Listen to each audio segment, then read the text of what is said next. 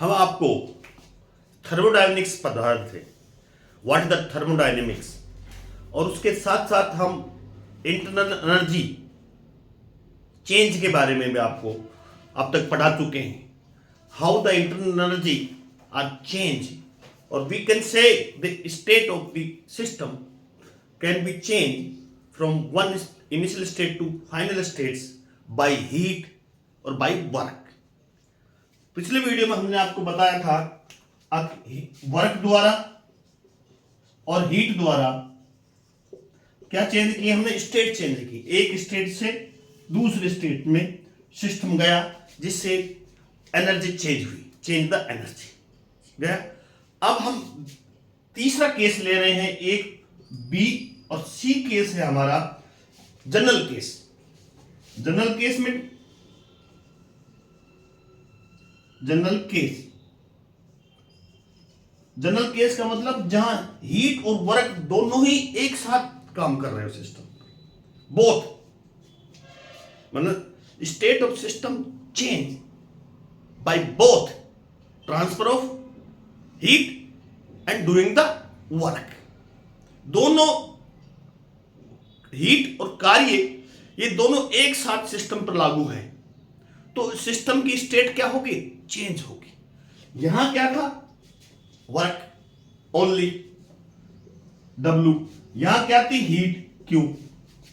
जब सिस्टम की अवस्था चेंज होती एक से B और एनर्जी चेंज होती। यहां हम जो आपको स्टडी करने जा रहे हैं इस वीडियो में, किस प्रकार से state of system are change on applied by both one time, एक साथ, यदि दोनों का एक साथ उपयोग करें, जैसे doing the work and transfer of the heat, both are applied same times, then energy will be change Q plus W। ये होगी, दोनों को हमने एक साथ चेंज की। ध्यान दीजिए, internal energy change will be Q plus W। Q heat, transfer of the heat and work doing, both are applied of the system, then the energy will be changed del U बराबर Q plus W। Clear? Now what is the Q?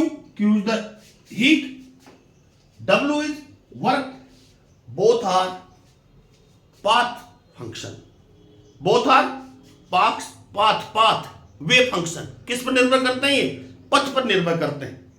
कौन से, Q और W, both are path function या वे function.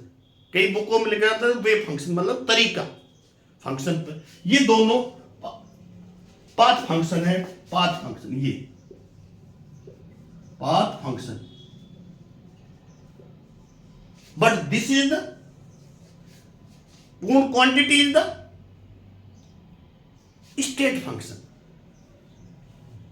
ये path function, ये path function, but del U बराबर ये राशि क्या है, पूरी state function. It do not depend on the way of the functions. Path function नहीं है, ये केवल स्टेट फंक्शन है, but the individually Q and W are path function. ये हम बार बार रिपीट आपको कर रहे हैं, यहां तक क्लियर। अब मान लीजिए कोई system, no energy transfer, it means, listen to me carefully, no energy transfer में Q is 0, no energy transfer as heat, तो देन Q बराबर 0, no energy transfer as work, तो W बराबर 0, W बराबर आइसोलेटेड सिस्टम। आइसोलेटेड सिस्टम आपने, मैंने पहली video में बताया था, ये ऐसा सिस्टम है जिसमें ना तो एनर्जी ट्रांसफर होते ना मैटर ट्रांसफर होता। लिसन क्लियर केयरफुली, Q बराबर 0, no energy transfer as a heat, no energy transfer as a work, 0 in the isolated system, then this equation will be 0। ये इक्वेशन क्या हो जाएगी, ये बराबर जीरो, ये बराबर जीरो, इस बराबर zero. It means isolated system में एनर्जी परिवर्तन शून्य होता है, जीरो होता है। It means the energy of an isolated system is constant. पुनः रिपीट कर लेता हूं मैं, डेल यू बराबर zero, it mean energy change is zero. It means जो आइसोलेटेड सिस्टम है, आइसोलेटेड सिस्टम कौन से होते हैं, नो मैटर एक्सचेंज और न energy exchange between the heat exchange between transfer between system and surrounding, that is known as the isolated system. तो isolated system में जो एनर्जी क्या रहेगी, constant. The energy of an isolated system is constant, इसके constant. Okay, equation this is the mathematical statement of first law of thermodynamics। आ गया ना, ये क्या है, फर्स्ट लॉ ऑफ थर्मोडायनेमिक्स का मैथमेटिक स्टेटमेंट। मैथमेटिक स्टेटमेंट डे यू बराबर D U plus Q plus W, it is mathematical statement of first law of thermodynamics. यदि कॉमनली बात करें, हम इसको कॉमनली स्टेटमेंट दें, क्या था, energy can neither be created और no destroy. What the law of energy conservation. आपने पढ़ा होगा क्लासों में, लॉ ऑफ एनर्जी कंजर्वेशन क्या है, energy can neither be created और नॉट डिस्ट्रॉय। सेम यही फर्स्ट लॉ ऑफ थर्मोडायनेमिक्स। तो ये था फर्स्ट लॉ ऑफ थर्मोडायनेमिक्स। क्या है, किस प्रकार से हम हीट और वर्क को एक साथ यूज में लेकर स्टेट को किस तरह से चेंज करते हैं, और एनर्जी, इंटरनल एनर्जी किस प्रकार से चेंज होती है, ये हमने आपको दिखाया। तो एक आइसोलेटेड सिस्टम की एनर्जी क्या होती है, कांस्टेंट रहती है। Energy of isolated system is constant, क्योंकि आइसोलेटेड सिस्टम में हीट का ट्रांसफर नहीं होता। क्लियर। तो हमने वर्क के पार्ट पढ़ाया आपको, हीट पढ़ाई और जनरल केस पढ़ाया। जनरल केस का मतलब जब दोनों ही एक साथ वर्क W और Q हो, मतलब डूइंग द वर्क और ट्रांसफर ऑफ हीट, तब इक्वेशन क्या आएगा, एनर्जी चेंज क्या होगी, डेल यू। क्लियर। यहां तक हमने आपको बता चुके, we can study how to internal energy change. Now there are some problem, you can answer of the each problem correctly. This problem is based on we have studied already. Number 1, ध्यान दीजिए इस पर, bold बच्चों ध्यान दीजिए। Number 1 problem क्या है, express the change in internal energy of A given when. कब, बताइए। क्वेश्चन नंबर 1, कैसा वो होगा system, no heat absorbed by the system from surrounding, मतलब सराउंडिंग से उष्मा का अवशोषण नहीं हो रहा, तो कैसा सिस्टम होगा,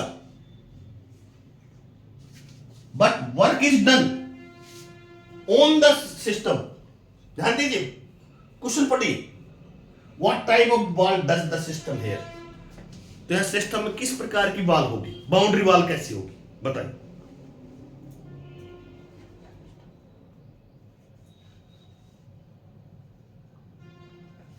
भाई ये आपको पता है कि no heat it absorbs by the system from the surrounding, मतलब क्यों तो क्या है, जीरो है कि नहीं, क्यों तो जीरो है, अब कोई हीट एब्जॉर्ब नहीं हो रही, लेकिन वर्क हो रहा, work is done on the system. तो ये बताइए, जो वॉल है, जो मतलब बाउंड्री वॉल है, वो कैसी है, आइडियाबैटिक। मतलब पहले का आंसर है बच्चों, इसका आंसर है डेल यू बराबर वर्क, वर्क कौन सा, आइडियाबैटिक, और बॉल होगी आइडियाबैटिक ball.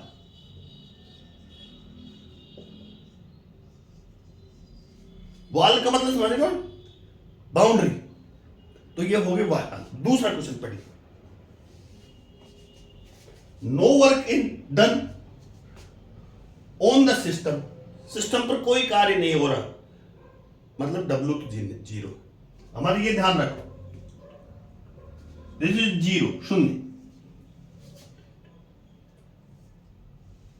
But Q amount of heat is taken out from the system given to the, मतलब एनर्जी ट्रांसफर कहां से हो रही, सिस्टम से सराउंडिंग की तरफ। What type of wall does the system, यहां दीवार कौन सी होगी, बाउंड्री कौन सी होगी, हीट ट्रांसफर हो रही है, हीट ट्रांसफर हो रही है तो मतलब थर्मल कंडक्टिंग वॉल होगी जो उष्मा का आदान प्रदान करे। तो एनर्जी ट्रांसफर कैसे होगी, इसका आंसर क्या होगा, del U, no work is done, मतलब दिस इज द जीरो। अब एनर्जी हीट ट्रांसफर कहां से कहां हो रही है, सराउंडिंग टू सिस्टम, नहीं सिस्टम से सराउंडिंग, तो क्या होगा, क्यों पॉजिटिव होगा नेगेटिव, बट हीट ट्रांसफर हो रही है सिस्टम टू सराउंडिंग, तो क्यों इज नेगेटिव। और वॉल कौन सी होगी, इसमें एनर्जी वो हीट ट्रांसफर हो रही है, थर्मल कंडक्टिंग, थर्मल कंडक्ट आवागमन कर बॉल। ठीक है आंसर। पुनः सुनो तीसरी, अब बताओ तीसरी बिल्कुल नहीं बताओ, W amount of work is done by the system,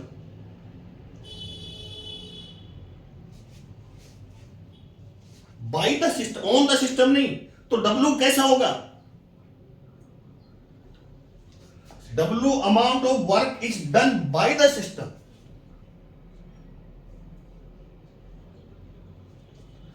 Q amount of heat is supplied to the system, heat system को दी जा रही है, लेकिन वर्क सिस्टम पर किया जा रहा है, डन बाय द सिस्टम द्वारा किया जा रहा है, मतलब W amount of work is done by the system on the surrounding, W मतलब नेगेटिव, और Q amount of heat is supplied to the system की तरफ आ रही है, पॉजिटिव। क्यों पॉजिटिव होगा, क्योंकि यहां सिस्टम से कहा जा रही है, supplied to the system, system दी जाए तो पॉजिटिव होगा, transfer from surrounding to system, तो केस पॉजिटिव, देन ये बराबर होगा दिस, एंड सिस्टम होगा वॉल, कैसे होगा वो,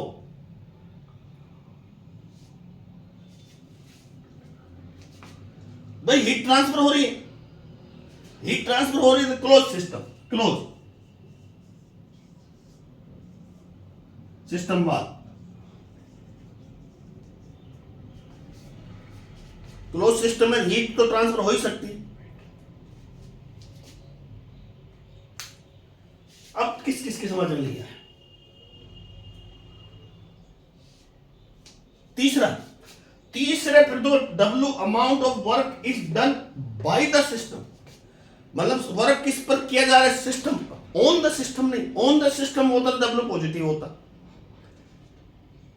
या बाय द सिस्टम मतलब सिस्टम द्वारा सराउंडिंग किया जा रहा है, तो वर्क नेगेटिव होगा, या हीट कहां से कहा जा रही है, surrounding to system, supply to, किसको सप्लाई हो रही, सप्लाई टू सिस्टम, तो पॉजिटिव होगा तो क्या होगा, क्लोज सिस्टम होगा, डेल यू बराबर क्यू माइनस।